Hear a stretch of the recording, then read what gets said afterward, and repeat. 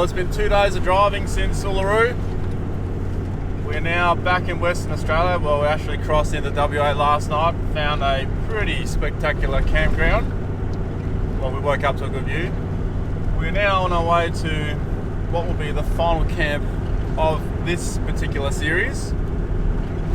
And we're going to go through and talk about how much fuel we use, go through my thoughts on the trailer, what's broken on the trailer, what was good, what was bad, what's broken on the vehicle, what we might change in mods. Probably one of my favourite mods. We'll cover all these things when we get to camp. Another daytime camp. Ooh, how many? 6. Yeah, about that. That's pretty good track record now. Right, so the trip is pretty much over. We are in WA, deep within. We're now going to discuss what's broken and how much fuel, because that's always the questions we get.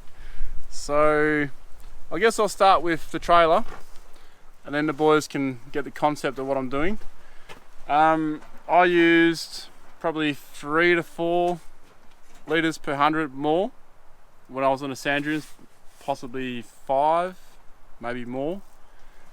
I used a lot of fuel actually, even with a light trailer like this. The trailer, how did it go? I'll tell you the worst part about the trailer, and that was the worst part about this trailer was the fridge and the suspension. The suspension on this trailer is not suited for the type of travel that we did. Now to the trailer. This isn't going to be easy. As you know, I'm pretty honest with my feedback on things I use out in the bush.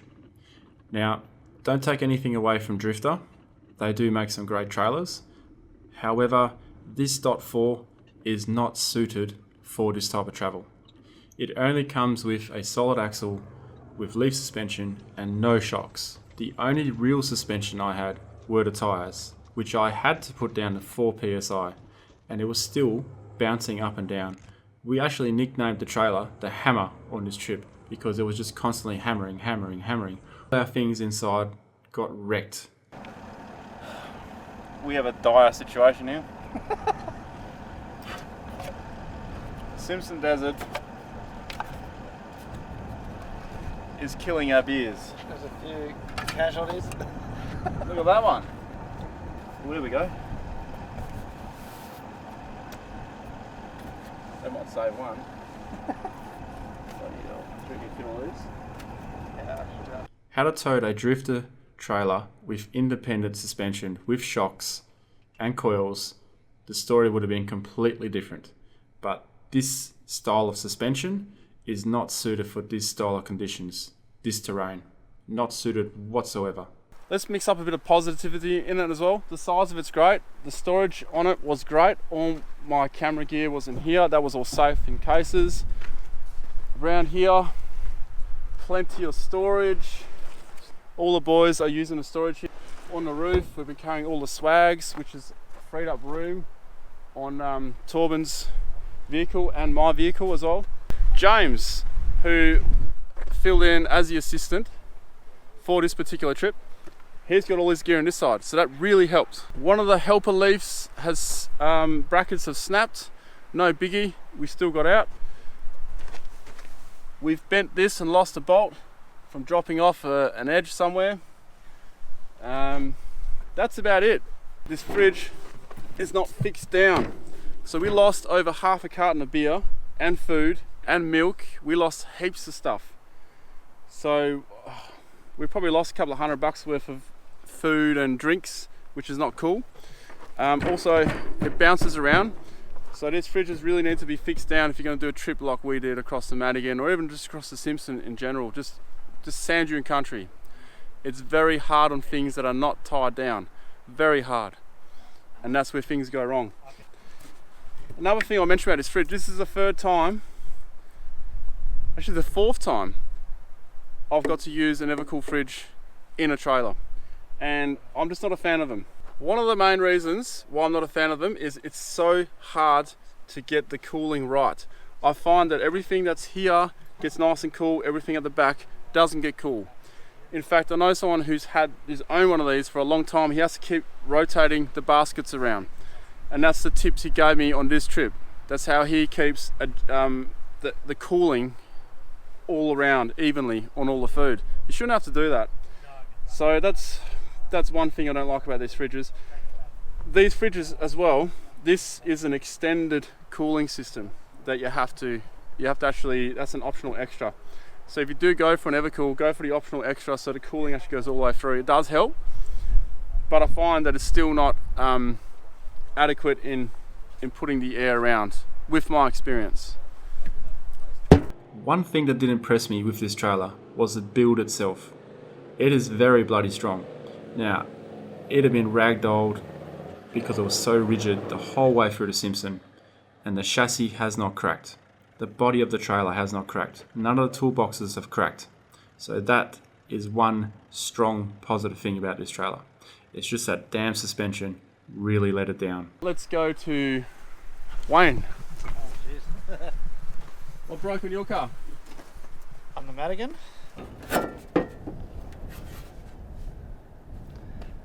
Snapped it. Good corrugations, eh? Just one of my bearings is a bit loose in the front. What are your bearings? Yeah, front And he right. punctured a tyre yesterday. Another Kevlar. It's all good, it's plugged. Still moving. That's about it, I think. Nah, he's got good tyres. I eggs. just like giving him a hard time. It broke the eggs. All the eggs. Oh, lots of food. How many times do you clean your drawer? Oh, heaps, eh? I had 2 cartons, and maybe you took the other 2. I'm not going to know where to put 2 cartons. Oh, hang on, they're not in the bloody storage in the trailer, are they? Oh, no. Are they?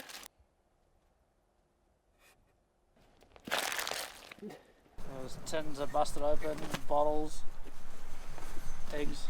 You were also best on Sugar. fuel. How did you go with fuel?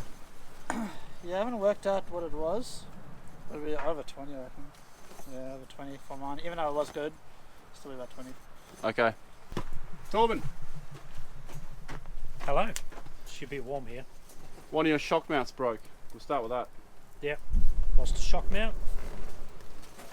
Which we fixed with Cable cable tie. tie. Yeah, fix everything with cable. Reservoir mounts, yes. Yeah, the reservoir mount snapped off. Oops. Did that noise? That'd be a noise. Actual bracket snapped, eh? Yeah. Cable ties. A remote reservoir bracket is snapped off. But looking at it, there's a bit of a mark on the end of the remote reservoir. I might have hit something that's bent the bracket up and snapped it, so I'd say probably partly unlucky. And what's the repair for this, mate? Best thing ever invented. Cable ties. Yep. No biggie. We fixed it with cable tie. Off we went. I reckon, Hasn't been a I problem reckon your since. tyre compressed onto it or something. Wouldn't surprise me. The Madigan was pretty chopped up. You hit a kangaroo. You had 2 kangaroos on the way. Well, actually, one kangaroo hit you. You hit the other one. Yeah. That put a dent in your car. It actually bent the side step up. It's completely broken the side bracket of the tray, dented in the quarter panel and took paint off. So she fairly stuffed it. And your canopy door came open a couple of times. Yes, their locks have been coming loose across the Yep. corrugations and popped open twice. Bear in mind, some of this stuff has happened over a lot of different trips, so it's just wear and tear. It's going to happen. Standard, yeah. If stuff doesn't go wrong on a trip like this, then there's something wrong, I reckon. You're not going hard enough. It is weird. It is strange. Anything else? You're a bit hit and miss on fuel. Yeah, either I got a bad batch of fuel in the first episode, In the first series. or I'm thinking it might have been the air filter was too blocked. Yeah. All our air filters were pretty blocked. So as soon as you restrict that air, the fuel consumption just goes up.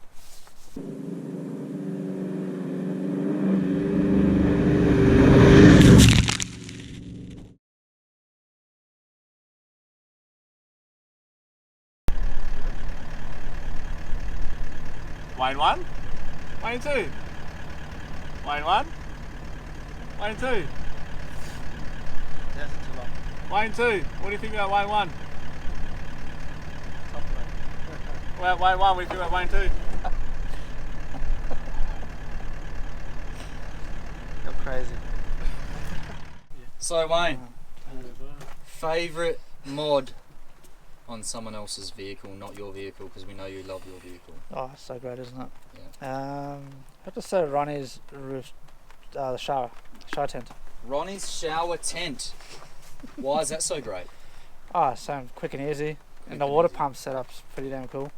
Shower Except tent. you got to stand back when you turn the thing on because it bloody squirts you. It's a boy. Torb's favourite model thing on someone else's truck. Favourite thing that I've seen on Ronnie's truck would be the extra long fuel tank.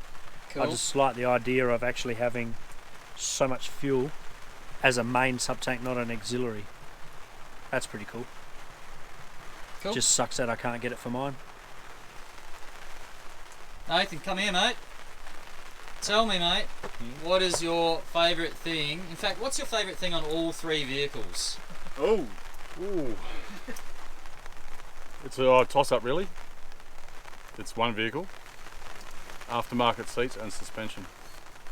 Done quite a few Ks, what, 5,000-6,000 Ks, and the ride has been extremely comfortable. Extremely comfortable. So yeah, they really stand out for me. Yep. But definitely the shocks over the seats, I'd say. Yep. Raining now in WA.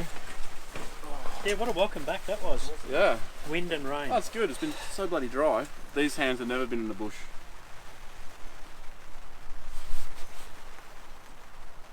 What's happening, James? Well, mate, I think we should do a little bit of a question and answer. So I think we'll start with Ronnie. Top 3 favourite things on your vehicle, Ronnie? On my own vehicle. The shower and water system in one. I'm not going to put them in as 1, 2, 3. They're just sort of bunch all 3 in. The new tyre and rim setup I have, I've got a wider offset now. It just drives so much better. And I have to say probably the suspension as well. I've been hitting bump stops on this trip, so I know it's good. I mean, like actually feeling bump stops front and back, and with that trailer, it's done pretty well. It might. I got to check it when I get back, when I unhitch the trailer, to see if the rear leaves have actually maybe bent, gone a bit too straight. I may need them reshaped, but apart from that, I think those are my top 3. The shower was awesome. It looks awesome. Pretty cool. Yeah, it's just good to have a shower in the bush. Wayne? Top 3. The drawers, the rooftop, and the awning. Drawers, rooftop tent, and awning. Yeah. Can I call you out on your awning? You haven't used it much on this trip, I've used it quite a bit. have you? Yeah, I've used it like 7 or 8 times now. Really? Yeah, Yeah, lunchtime lunch stops. Yeah. Yeah. Oh, okay. You've just been too busy In the shade, just chilling in the shade.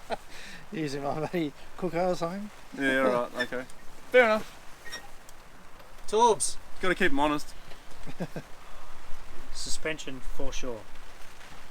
That has been so comfortable. And I go down the same line as Ronnie, my new tyres and rims. I didn't think a new set of rims would actually change the feel of the car. You change your offset too, didn't you? Yeah, change the offsets too. So Just that wider bit Yeah. just feels so much more stable. yeah. Feel like you've got a better footprint, Yeah, especially going up a deaf hill. definitely. The So, windshield is bloody good too. Yeah, well, that's not That this trip, winch. mate. Yeah, Yeah. You didn't use it this trip. Yeah, no, I'm just saying it's pretty damn So cool. your third thing? Third thing, probably the bull bar and side rails. Because of the kangaroo strikes. Hitting that kangaroo at 110 plus head on. Yeah, but your other bull bar would have done the same. I'd like to think so. I reckon it would have. You've hit kangaroos before. Not at that speed. You've hit cars before. You have. You've hit Yes. cars before. I have.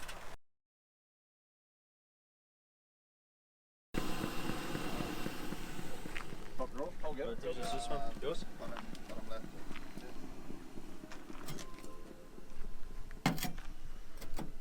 Good morning, Vietnam.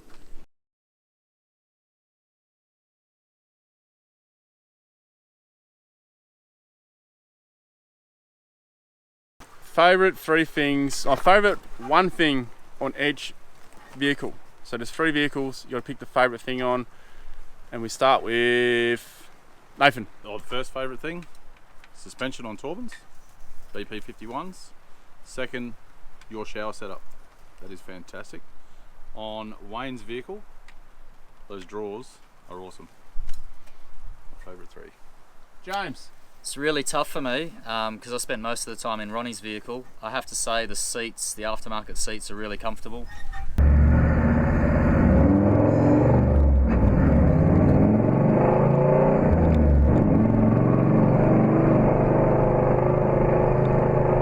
So that's probably my number one. Close second would be the shower. For Torbs, it's actually probably got to be the power and noise, because I spent a lot of time filming. The power and noise of Torb's truck coming up over the dunes and tearing around the place was my favourite thing.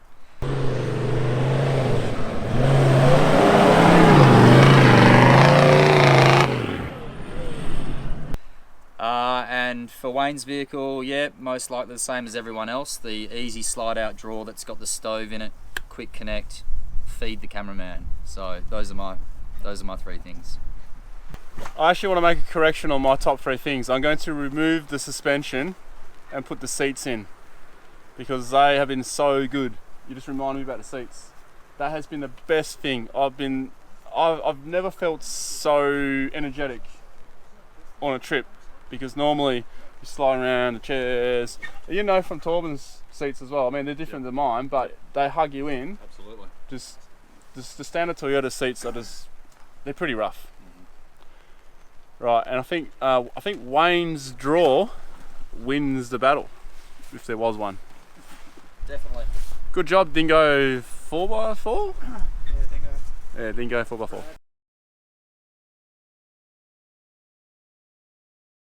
We're at Uluru, Box. setting up Your the shot, the money shot. this side bar back is high.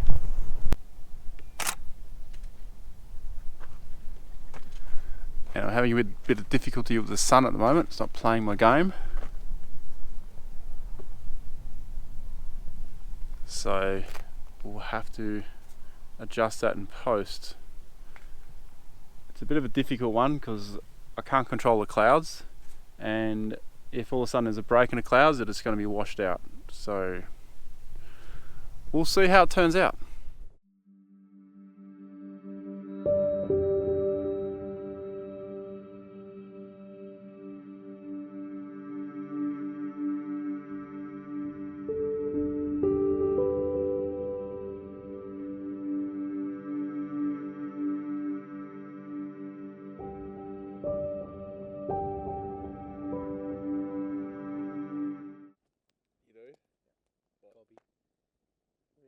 During our Simpson trip, we all had our favourite moments. So this is one particular favourite moment that each of us has chosen. And we'll start with the boys. Torben first. Favourite part of the Simpson Desert? Bit of a tricky one because there was so many spectacular spots throughout the whole trip, but I suppose Popel's Corner probably stood out the best for me, standing in 3 states all at once. Torben's in South Australia, Wayne's in Northern Territory, Nathan's in Queensland, and I'm everywhere.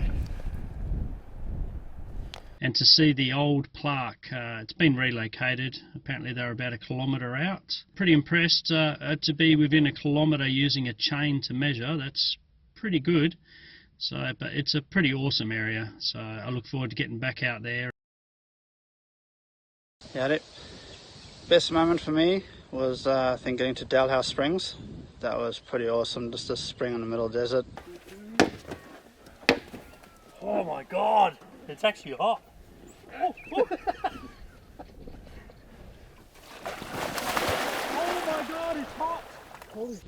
And it gave us all a chances to chill out and a couple hours before we got back onto the harsh corrugated road. Cheers. The standout moment for me was at Mount Dare once we had actually completed the Madigan line and the Simpson Desert. Just sitting there reflecting with my mates on everything that we'd just done, everything that we'd just been through.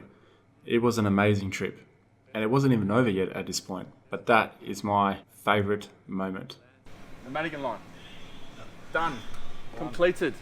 Done. And wait. The Simpson Desert ends at Mount Dare. Mount Dare. Cheers again. Or does it? It starts in Mount Dare. Or ends or starts, whichever way you go.